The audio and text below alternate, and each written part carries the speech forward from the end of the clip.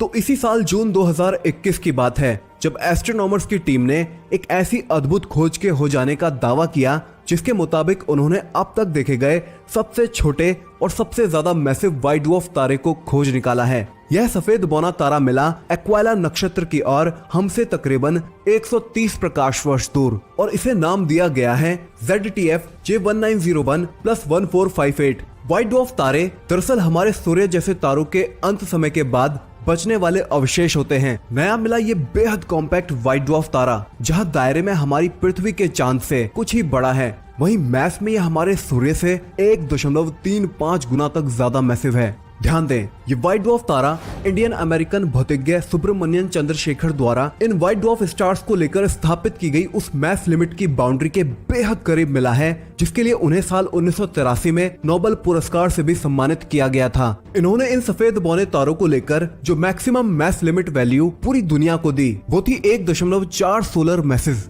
और नया मिला ये सफेद बौना तारा 1.35 सोलर मैसेज के साथ इस चंद्रशेखर लिमिट की बाउंड्री को छूता नजर आया है। हमारी पृथ्वी की तुलना में ये सफेद बौना तारा तकरीबन 4,50,000 गुना तक ज्यादा मैसिव है। इस व्हाइट ड्वार्फ तारे की खोज भौतिज्ञ इलारिया कयाजो के नेतृत्व में कैलिफोर्निया में पालोमार ऑब्जर्वेटरी पर ज्विकी ट्रांजिट फैसिलिटी का इस्तेमाल करते हुए हुई थी, जिस दौरान उत्तरी आकाश की ओर 2 रातों तक स्कैनिंग के दौरान उन कॉस्मिक बॉडीज पर नजरें रखी गई थी जिनकी रोशनी में बदलाव देखे जा सकते थे। यहाँ एस्ट्रोनॉमर्स का मानना है कि नया मिला ये कॉम्पैक्ट और मोस्ट मैसिव व्हाइट ड्वार्फ तारा एक समय पर 2 लो मैस व्हाइट ड्वार्फ तारे रहे होंगे जो आगे चलकर मर्ज्ड हुए होंगे, जिसके चलते ही इसका मैस सूर्य से 1.35 गुना तक पहुंच गया। वैज्ञानिकों ने इसका मैग्नेटिक फील्ड भी सूर्य के तुलनात्मक 1 बिलियन गुना तक ज्यादा ताकतवर आंका है। वहीं ये अपनी एक्सिस पर एक चक्कर 7 मिनट में पूरा करता हुआ मिला।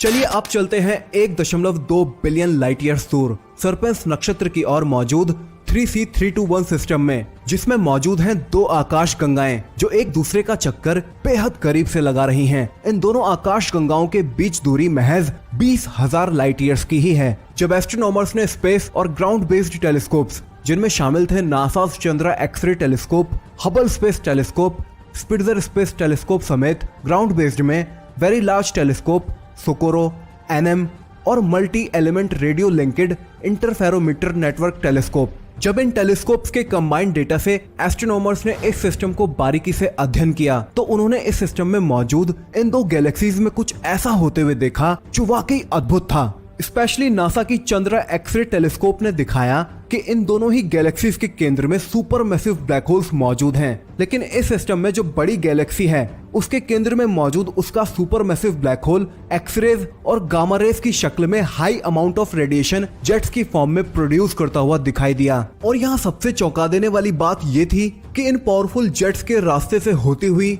छोटी आकाश गंगा गुजरती है, जिसके चलते ये जेट्स छोटी गैलेक्सी को नुकसान पहुंचा रही हैं। वैज्ञानिकों के मुताबिक इन जेट्स के रास्ते में इस छोटी गैलेक्सी में जो भी प्लैनेट्स मौजूद होंगे जिनके पास एटमॉस्फेयर मौजूद होंगे या कोई प्रोटेक्टिव लेयर जैसे कि ओजोन लेयर, ये पावरफुल जेट्स उन सभी तमाम ग्रहों के एटमॉस्फेयर को तबाह करते हुए गुजर रही होंगी। और अगर उन ग्रहों पर कभी कोई जीवन रहा होगा तो वह भी अब तक तबाह हो चुका होगा। उस वाक्य या दृश्य की कल्पना करना ही मन में एक सिहरन सी पैदा कर देता है। खैर, इस सिस्टम में एक चमकदार बिंदु जिसे वेरी लार्ज टेलीस्कोप और मर्लिन टेलीस्कोप से प्राप्त इमेजेस में देखा गया था, वह यह दिखाता है कि ये जेट्स छोटी गैलेक्सी के किनारे से टकरा रही हैं, जिसके चलते इस जेट की कुछ ऊर्जा नष्ट हो जाती है। इस होती टक्कर के दौरान ये जेट्स डिफ्लेक्ट होकर छोटी आकाश गंगा के किनारे से निकलती दिखाई दी हैं। यहाँ वेरी लार्ज टेलीस्कोप और चंद्रा एक्सरे टेलीस्कोप से प्राप्त इमेजेस ने यह भी दिखाया या कहें इंडिकेट किया है कि बड़ी गैलेक्सी से निकलती ये जेट्स जो गैलेक्सी से टकराते हुए दिखी हैं, इन जेट्स का निकलना कॉस्मिक टाइम स्केल के हिसाब से देखा जाए